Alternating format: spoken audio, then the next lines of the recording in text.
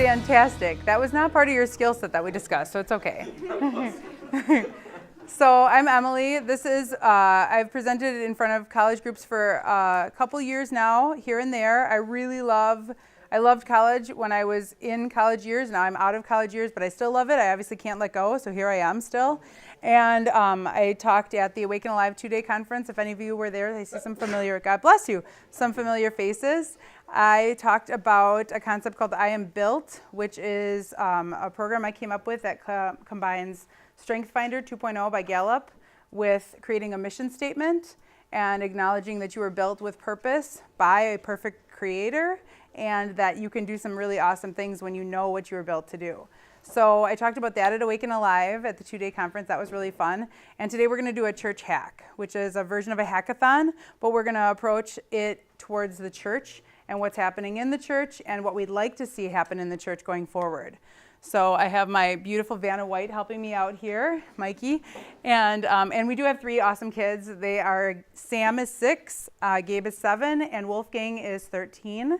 And technically there's one more. He is 21 and out of the house. His name is Doug, so quite a spread. All boys. I have my own bathroom. It's wonderful. So there's you guys. I stole your logos. Hope you don't mind. And next slide. Okay, so I'm going to have Mike explain what a hackathon is because he actually took a group of students to one and participated in one. So I thought it'd be really neat for you guys to get a hands-on feel for what it actually is like to go to a hackathon and participate in one. I don't know if, actually, before we do that, show of hands, has anyone actually participated in a hackathon before?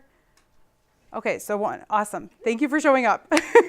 Oh, yes, 2, thank you, okay. So we got Harley Davidson and the Point of Grace guy, and that's awesome. The rest of you are going to enjoy this, I hope. So Mikey's going to give you the brief, quick synopsis of his experience with the hackathon. So should I just stand here and I can kind of push myself through this as we go? I hope that's okay with everybody.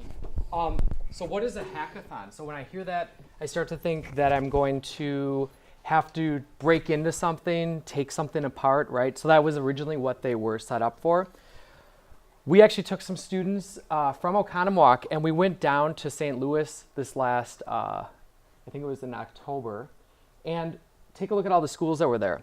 So what we saw there was all these schools came together to hack something really important to all of them. We met in this building and we got together to talk about high school classroom redesign.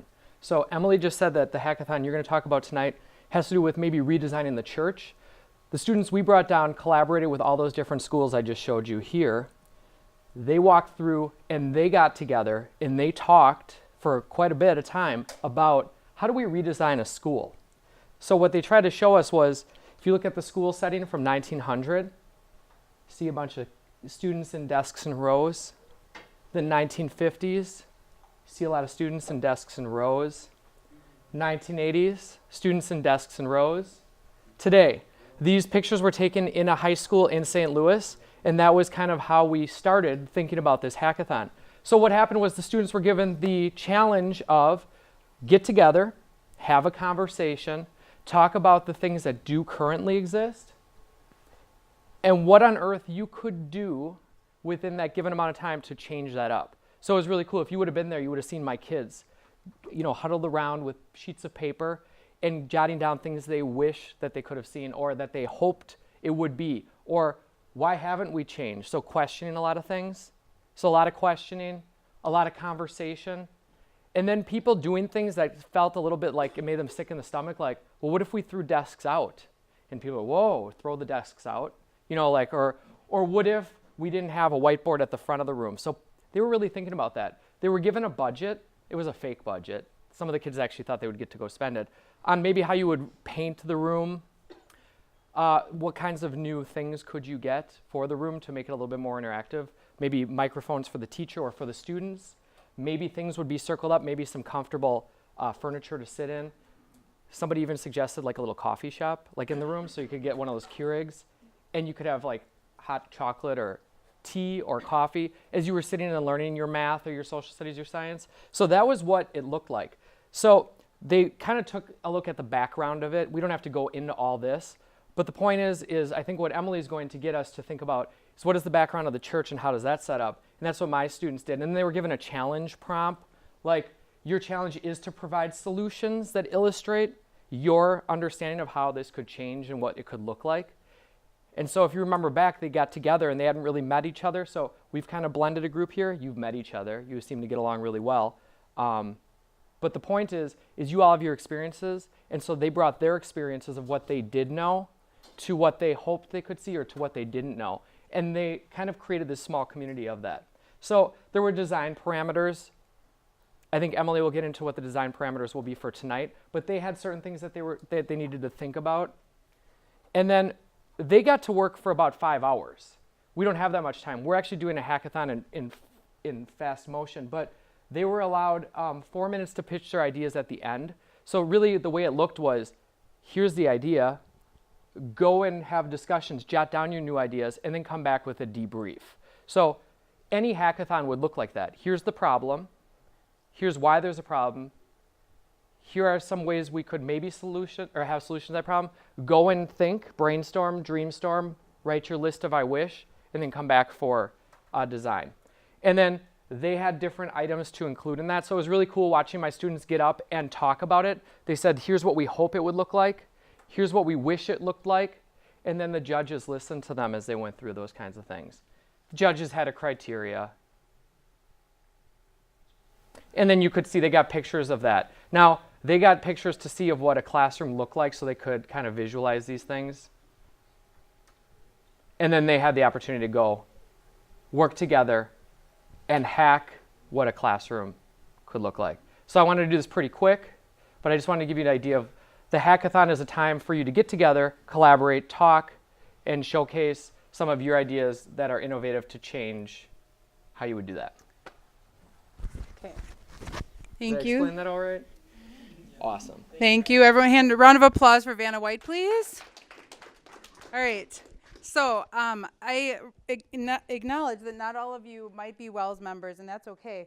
I brought these stats along for in case you are, but if you're not, they still apply to what we're talking about tonight. So these were just emailed to me on Monday. These are current trends in the WELS. This graph up here is WELS total communicants by year. This is WELS, whoo, that's not good. This is WELS total children by year. This is 105,000, and then the years start at 1990 and go all the way to 2017, sorry. And then this is 320,000 at the top there, and then this goes all the way to 2017 again. Down here at the bottom is 280,000. And you can obviously see what's happening. Especially in the last 10 years, there's been a dramatic decrease in the people who are members of the church, as well as the children who are in the church. And this isn't just a WELS stat. This is a quote from the person who put together the trends, the 2017 WELS Statistical Trend Report. Since 1990, more than 250,000, 251,743 communicant members have been released, removed, or written off the books by churches. And this number does not include deaths. In 2017, there were 9,435 communicants who ceased being associated with a WELS church. And in his report, he gave a couple more stats like that, and he kept on asking, why is that? Why is that? Why is that? And it's not just a WELS problem. That 250,000 number is churches. So it's a problem. So what are we going to do about it? Vanna?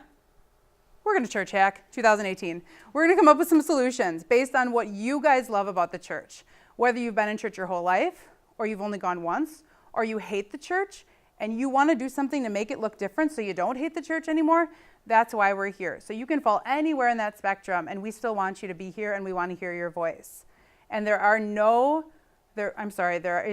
three things we can't do in a hackathon, but the parameters are really wide. So Vanna, let's show them what we can do. So what can you hack in a church hack?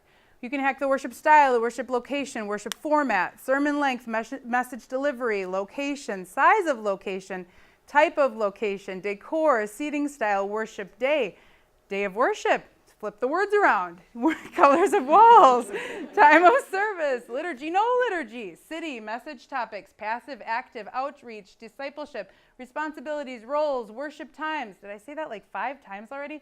Bible studies, small groups, youth groups, creative arts, visual support, auditory needs, special needs, campus versus digital, the sky's the limit. You guys can hack any aspect of church. There are only 3 things you cannot hack in a hackathon. Did we get that next? What comes next? Oh, video. Hang on one second. Sorry, I forgot my order. What I want to show you before we go forward is one thing that you may not know. Now, I'm a church nerd, and I'm very proud of that title. And what I mean when I say church nerd is I love the church, and I love doing research about church, specifically models that they use in churches. And this is one example of 2 models that they're kind of showing, compare and contrast in the 2 models. The two models' names are attractional and missional. And I want you to see this not to give you ideas that you need to use in your hack, but to just show you that there are so many possibilities out there that we might not even be aware exist.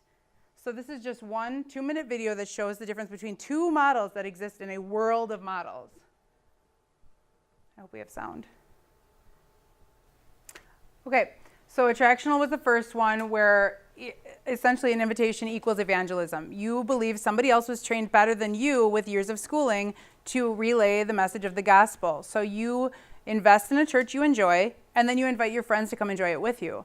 The other model is missional, where you become the church. You embody, you understand, you get discipled, you get trained, and then you go out to places where people might never set foot in a church, and that might be okay because you bring the church to them. Just 2 different models, 2 different ways of doing it, and you can hear arguments on either side that both are equally effective. So it's just to get your brain going that there are so many ways out there to do this. So then the next slide is the things you can't do in a hackathon. What can't you hack in a church hack? Can't hack the Bible. We believe the Bible's true. Can't hack God. And you can't hack that Jesus plus nothing equals heaven. That's it. So everything else is hackable. So if you want to hack, if you don't like liturgy, no liturgy. If you like liturgy, put a whole boatload in. You can do whatever you want. If you love the live band worship, do the whole thing. If you love the music more than the sermon, make it be 50 minutes of music and 10 minutes for the sermon. Sorry, Pastor Don. And then anything you want to do is possible in a hackathon. And then we're going to save 15 minutes for the end, where we're going to share some of our thoughts. So if you feel uncomfortable with your thoughts being shared out loud, find somebody who is a little more brave and who's willing to share those thoughts for you. But we want to hear your thoughts. This is a safe place to share these thoughts, because this is where we're going to hack. We're acknowledging we're hacking a model that does exist, that we do love, otherwise we wouldn't be here. And we're okay with thinking, hey, is there another way that we can make that red line go up instead of down? So that's what we're here to do tonight. So I'm going to set the stopwatch on my phone for 20 minutes. I know Mikey's group, when they went to that hackathon, got 5 hours. So this is like a speed hack.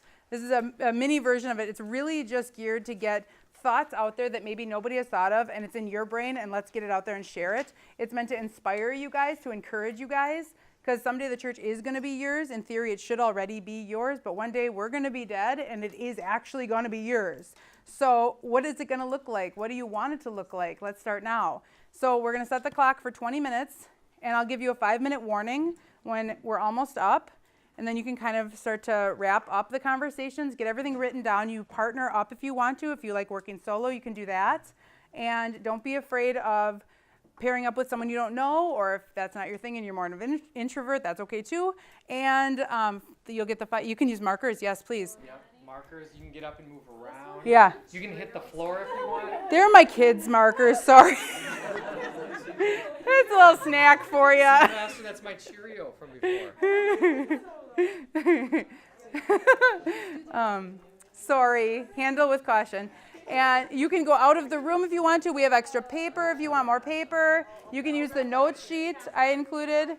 All those things are great things. On your mark, get set, hack.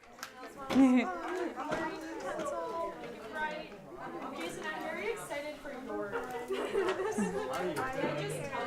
Okay. Sorry to break this up. I love hearing you guys talk so much.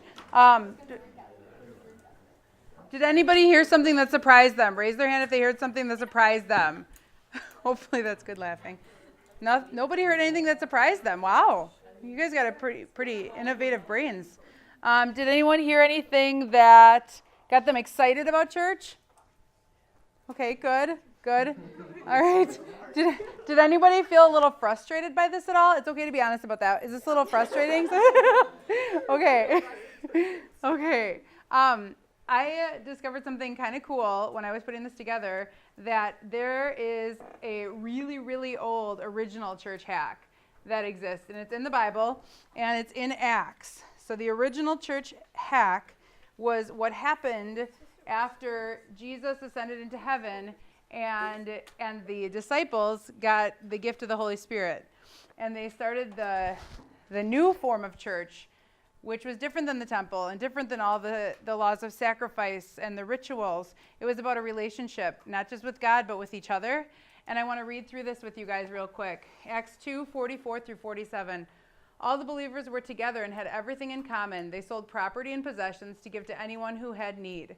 Every day they continued to meet together in the temple courts. They broke bread in their homes and ate together with glad and sincere hearts, praising God and enjoying the favor of all the people. And the Lord added to their number daily those who were being saved. So interestingly enough, it talks about how they met together in the temple courts and in their homes. There was food involved. There was praising God. There was enjoying the favor of all the people. There was fellowship in there. No, I didn't read the word fellowship. That's in the next verses. So, and then adding numbers daily to those who were being saved. So something they were doing was working. It was contagious. It was really cool. And I've got this commentary I've been reading lately to kind of just break it down a little bit more. One of the cool things I read about these specific verses was that the apostles, okay, so I'm just going to read this to you guys real quick. The apostles taught all the things that Jesus had commanded them to teach. Their teaching is preserved for our instruction and inspiration on the pages of the New Testament. The believers were devoted to living God's word as well as learning it. Fellowship is sharing. It was in there, verse 42. Oh, that's not up there. Okay, so verse 42 is they devoted themselves to the apostles' teaching and to the fellowship, to the breaking of bread and to prayer. That's kind of important. I don't know why I didn't put that in there. So fellowship is sharing. The believers shared a common faith, a devotion to the apostles' teaching, and the blessings of word and sacrament. And so they were a fellowship, a group that shared in worship and in the Lord's work. They shared their joys and woes, their needs and opportunities. So I thought that was pretty cool. The next thing sounds a little funny, but I'm going to throw it out there because we're not judging today. We're doing a hackathon. The breaking of bread probably includes more than just eating together. It most likely refers to the agape or love feast. Isn't that interesting? Love feast, which often precedes the celebration of Holy Communion. Whether receiving the Lord's Supper or simply eating together, this breaking of bread was an expression of the believers' unity in Christ and their joy in his salvation. So a lot of this fellowship is sharing. I think that's really, really cool. So that was the part of the original church hack that was different than what the people in the temple were doing, and that Jesus inspired the disciples to do. And then the next section of verses comes from chapter 4. Oops, how did I make it go? There it went. Okay, Acts 4:32 through 35. All the believers were one in heart and mind. No one claimed that any of their possessions was their own, but they shared everything they had. With great power, the apostles continued to testify to the resurrection of the Lord Jesus. And God's grace was so powerfully at work in them all that there were no needy persons among them. From time to time, those who owned land or houses sold them, brought the money from the sales, and put it at the apostles' feet, and it was distributed to anyone who had needs. So there was one more thing that they wanted, that this commentary wanted to make note of about this one in heart and mind, that I think sometimes when you see lots of individual churches around, sometimes we feel like maybe we're not so united. Maybe we could do a little bit more of this one in heart and mind thing. So those verses specifically, they have a section on it. It says, we do not read of a generation gap, of class conflict, or of social cliques in the Jerusalem church. What we find is people who are one in heart and mind. The church's unity expressed itself in a willingness to share. This was not a regulation of the apostles. The right to hold property and to have personal possessions had not been abolished. But no one took the attitude of what's mine is mine. Voluntarily, they used what they had to supply for the needs of others. That some were in need and that some were able to help those in need indicates that the believers were not all of the same economic and social class, yet there was a marvelous unity.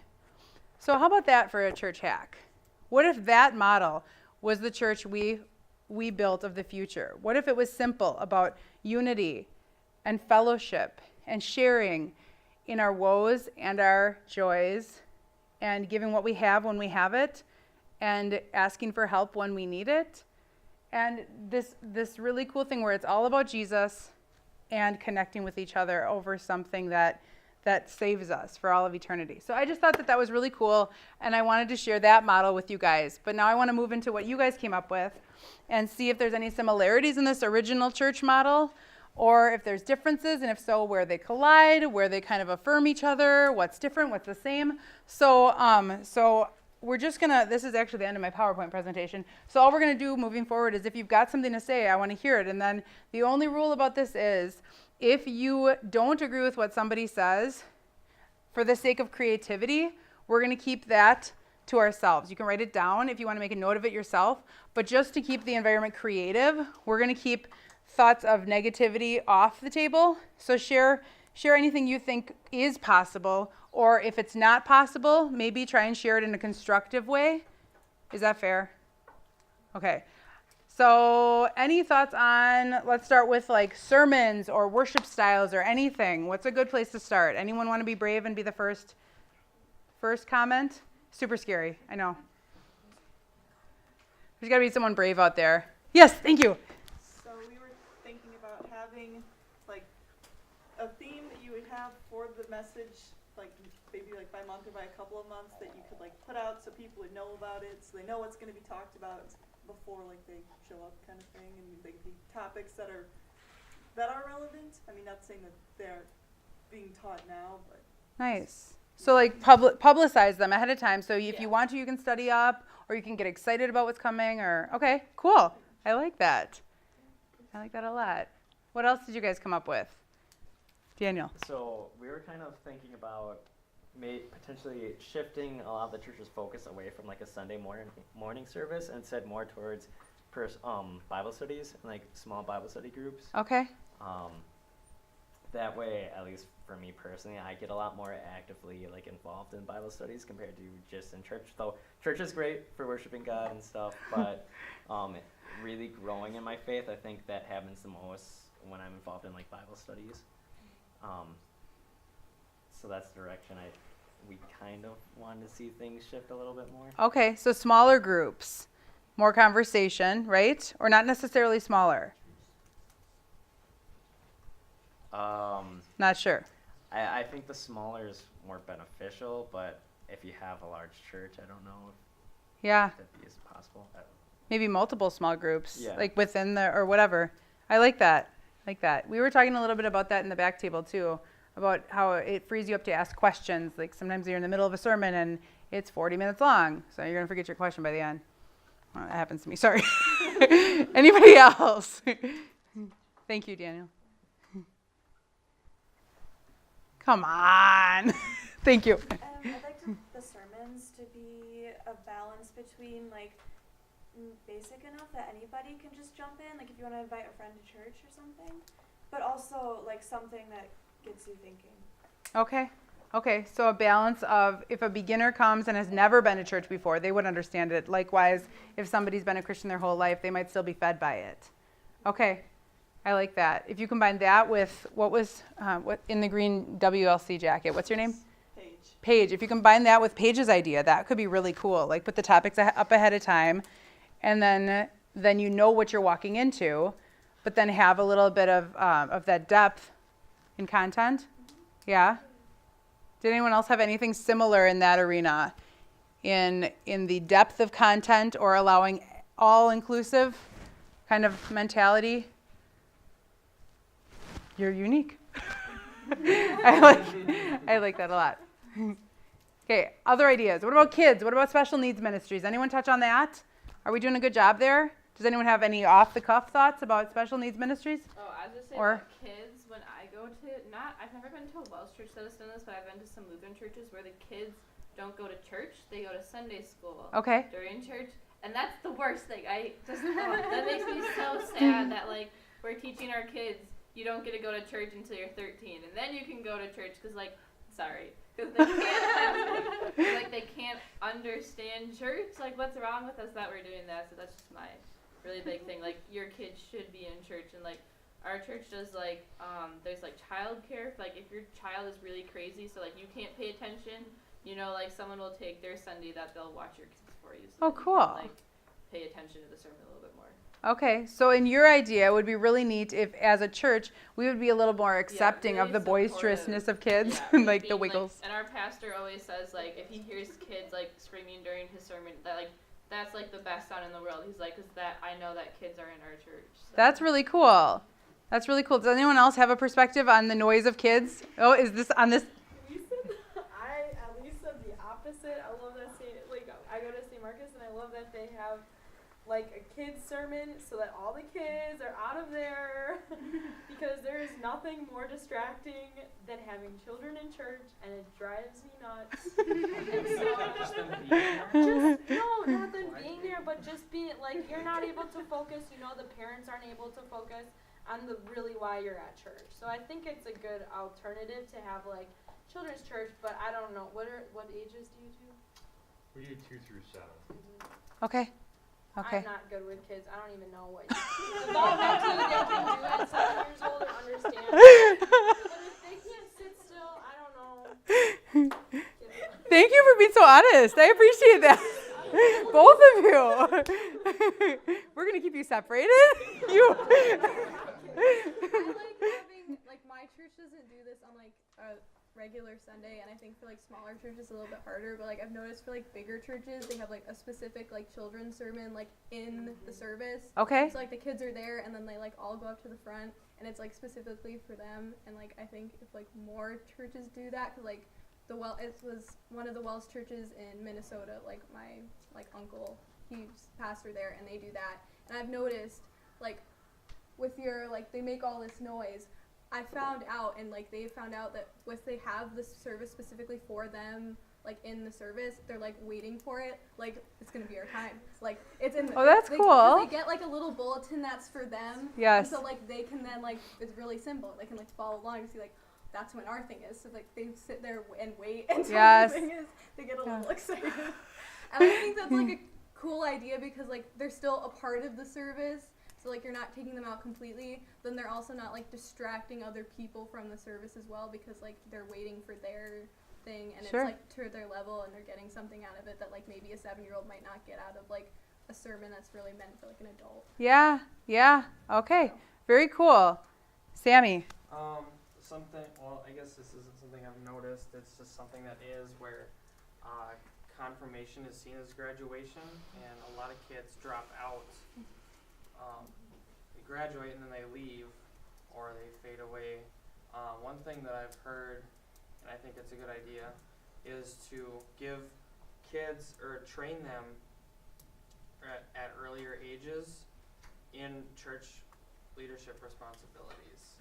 So by the time that they're confirmands and stuff like that, giving them active roles in church, because it's good for the kids to keep them in church and get them active in church.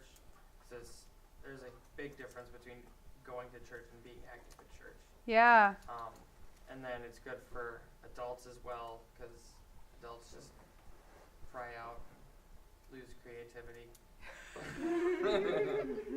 So it's good on both sides. I like that. How many of you felt like you had an active role growing up in the church? How many of you felt like you actually participated either volunteering or helping with music?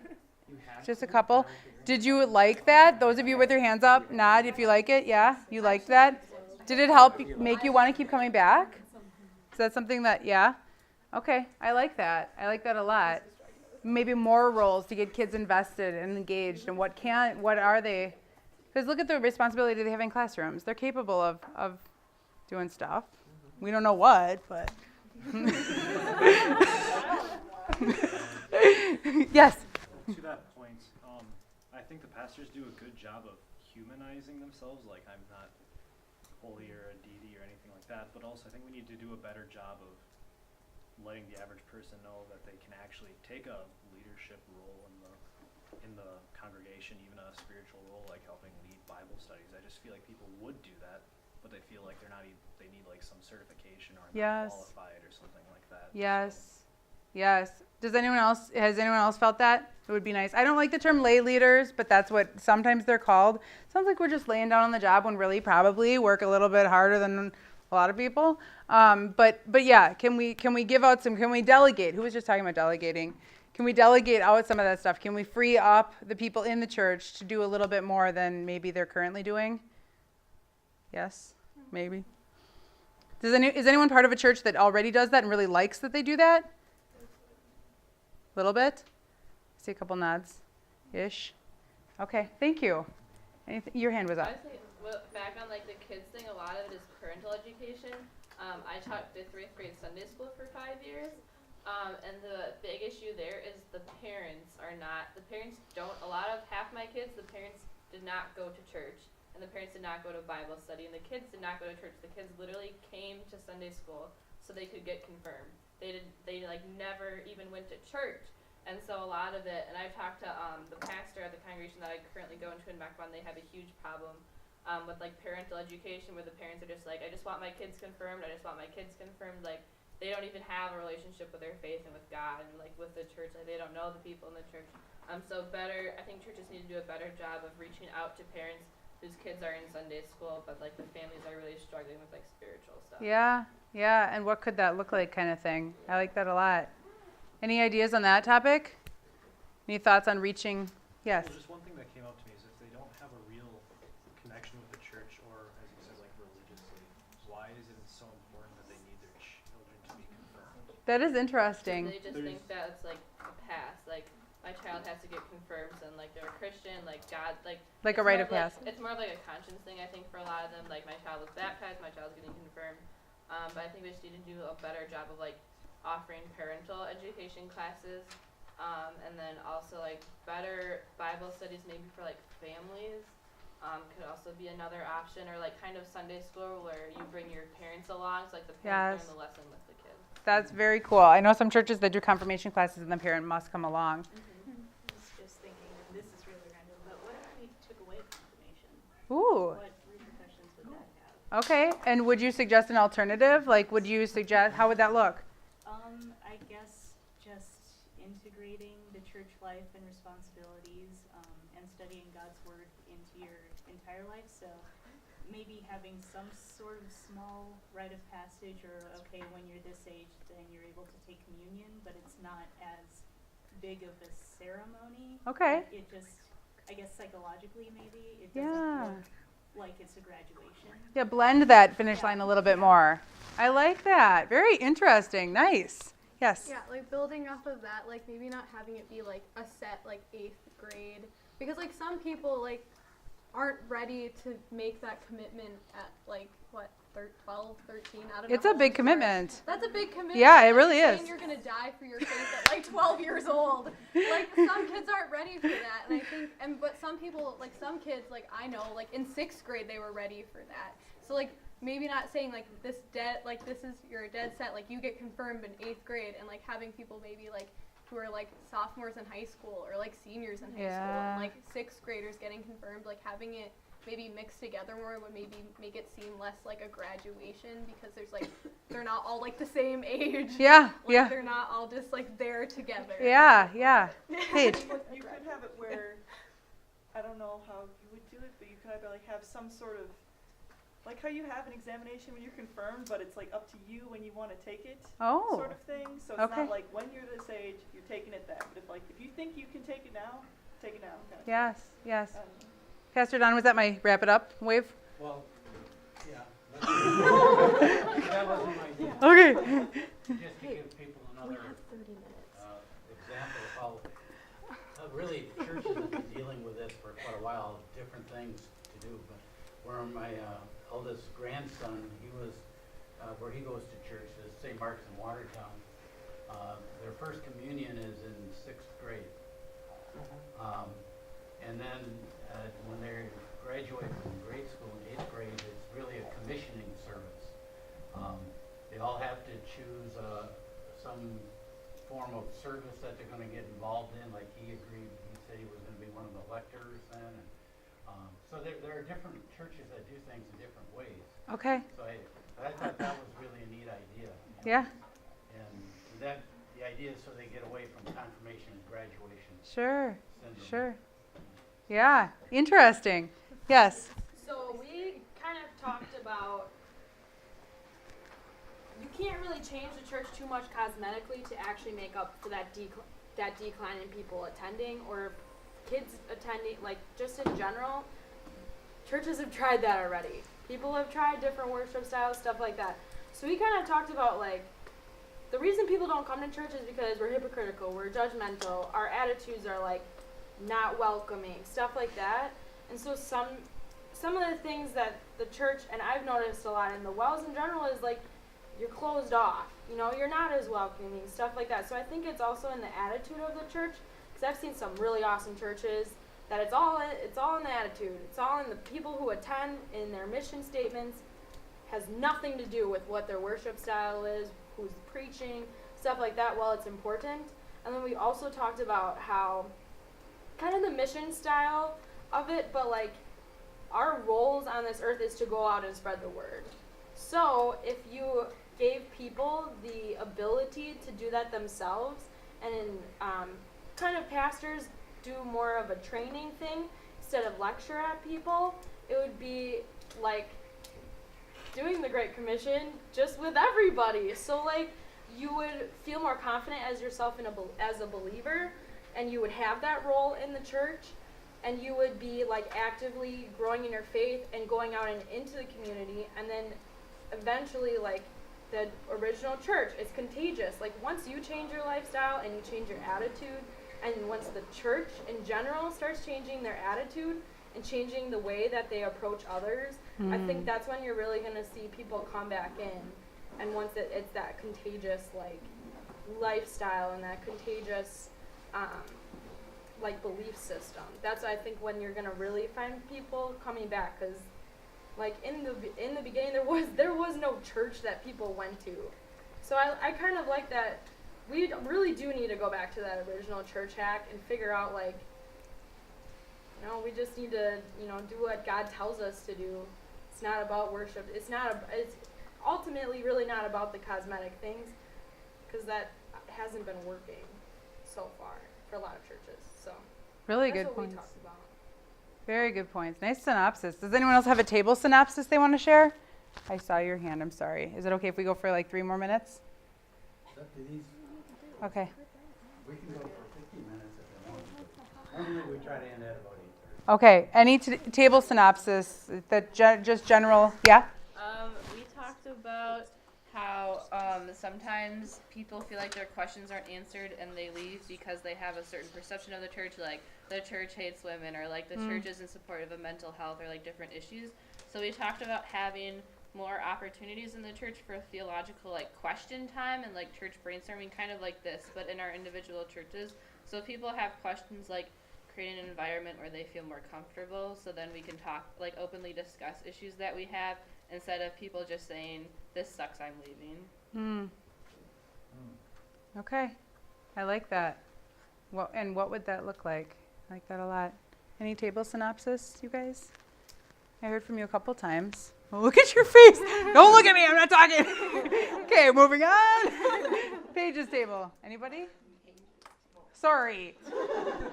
What is your name? What's table? Chris's table. Any thoughts? Julius's table. Do we have something? I don't know. We just kind of Postmodernism, addressing that maybe. Whoa, busting out some 3 syllables. Postmodern. Since we're in such a different society, Guys, and, listen up. Since the definition of truth has changed, maybe, I don't know, we could look into how people are thinking, the way society is working now, because we know the general perception of the church, but I think looking into the basis of that perception, why people are having those perceptions and addressing those issues. Okay. Memes. Absolutely. More memes would change everything. Thank you. I'm so glad I talked to Paige's table. All right. We can wrap it. Anybody in the back? The wise kids in the back. I love the discussion, and we had some ideas back here. And I can remember going through all these things like you guys are going through, and now, like in school, they didn't teach you how to live. Like nobody in school ever taught me how to use my checkbook. They didn't teach me how to do the things that are necessary for controlling my funds, having relationships. I had to learn that afterwards. And all the learning, all the education I had was all supposed to, like, poof, make me this incredible individual. It didn't work. So I was thinking of, there's a difference between worship, and that definition should be what you're at a certain time, like in a Sunday, a traditional, like we're giving this time to God. But then there should be some time for us to learn how to live like Jesus wanted us to live. How to walk up to a stranger and say to him that I would like you to hear my story, and I'd like you to understand what it means to be a Christian and how I benefit and what my life is like. How do you do that? How do you this Paul, or how do you be Peter? How do you be like Jesus? And I think it would be nice to have some teaching. Teach me, and then give me time to worship. Two things. I like that. That's my dad, you guys. Can we give him a round of applause? Okay, I'm going to wrap it up there. I'm already over. Thank you so much for letting me be part of your night, and I'm sorry for going over. And if you ever want to do more church hacking, let me know where you're hanging out, and I'll come there, and we can church hack, and we can talk all night about churches and what you like and what you don't like, and I'll geek out on church nerd theology stuff. And I have a blog. It's called Messy Worship, because I agree. Church is a place where we should be able to come and be messy. So if you want to hear more messy worship, that's my blog, messyworship.com, if you're interested in more of these thoughts. Pastor Don? Yeah, I'll stick around for a bit.